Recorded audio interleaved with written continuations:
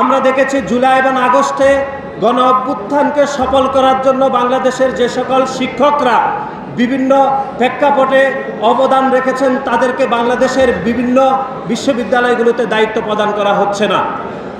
আমরা যদি আজকের এই যৌথ সভা থেকে প্রশ্ন করতে চাই যে ঢাকা বিশ্ববিদ্যালয়ে যে মাননীয় উপাচার্যকে দায়িত্ব দেওয়া হয়েছে সে মাননীয় উপাচার্যর জুলাই এবং আগস্টে কী ধরনের অবদান ছিল কেউ কিন্তু বলতে পারবে না।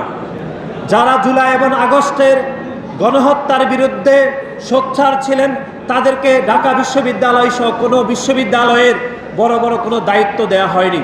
সুতরাং এটি এক ধরনের ষড়যন্ত্র বলে আমাদের মনে হচ্ছে।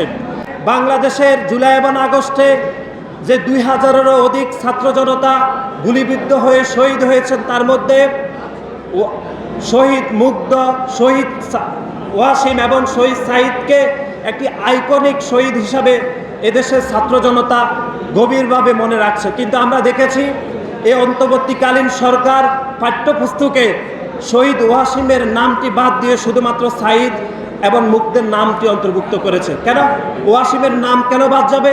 কারণ ওয়াসিম বাংলাদেশ জাতীয়তাবাদী ছাত্র দলের একজন কর্মী হওয়ার কারণে তার নামটি পাঠ্যপুস্তক থেকে বাদ দেওয়া হয়েছে, যেটি আমরা গণমাধ্যমে এর আগেও কথা বলেছি। শুধু বাংলাদেশ জাতীয়তাবাদী ছাত্র দলের নেতাকর্মীদের অবদানকে খাটো করছে না, বরং জুলাই এবং আগস্টে যারা বিএনপির ভারপ্রাপ্ত চেয়ারম্যান জনাব তারেক রহমানের নেতৃত্বে যে সকল সুশীল সমাজ শিক্ষক প্রতিনিধি এই আন্দোলনে অংশগ্রহণ করেছেন তাদের অবদানকে এই অন্তর্বর্তীকালীন সরকার খাটো করছে, কারণ তারা বাংলাদেশ জাতীয়তাবাদী দল বিএনপির আদর্শে অনুপ্রাণিত।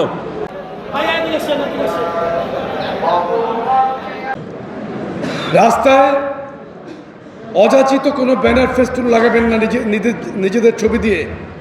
লোকাল কোনো নেতার ছবি নেতার কাছে ভালো হওয়ার জন্য তার ছবি দিয়ে আপনার ছবি দিয়ে ব্যানার ফেস্টুন লাগাবেন না।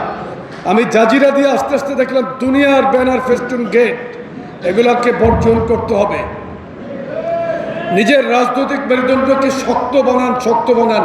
নিজের পায়ের উপর ভর দিয়ে হাঁটেন, জিহ্বা দিয়ে হাঁটার চেষ্টা করবেন না। এই রাস্তার যে অবস্থা দেখলাম তারা কিসের উন্নয়ন করছে। আমি জাজিরা দিয়ে আসলাম, কিলোমিটারের পর কিলোমিটার রাস্তার কোনো অবস্থাই নাই। উন্নয়ন কি করেছে? উন্নয়নের মহাসড়কে নাকি তারা বাংলাদেশকে রেখে গেছে। উন্নয়নের মহাসড়কে নামে তারা তাদের পকেট ভারী করে তারা বাংলাদেশকে বেহাল করে পালিয়ে গেছে। পলাতক আওয়ামী লীগ, পলাতক তাদের নেতা, তারা যা করেছে আমরা করব না। আমি বিশ্বাস করি দৃঢ়ভাবে বাংলাদেশের রাষ্ট্র ক্ষমতায় বিএনপি আসলে, বিএনপির ভারপ্রাপ্ত চেয়ারম্যান যখন দায়িত্ব নেবেন ইনশাল্লাহ এই বাংলাদেশকে উনি সঠিক পথে চালিত করবেন। ইনশাল্লাহ এই বাংলাদেশকে একটি উন্নত সমৃদ্ধিশালী বাংলাদেশে পরিণত করবেন। বাংলাদেশে কোনো সন্ত্রাস থাকবে না ইনশাল্লাহ।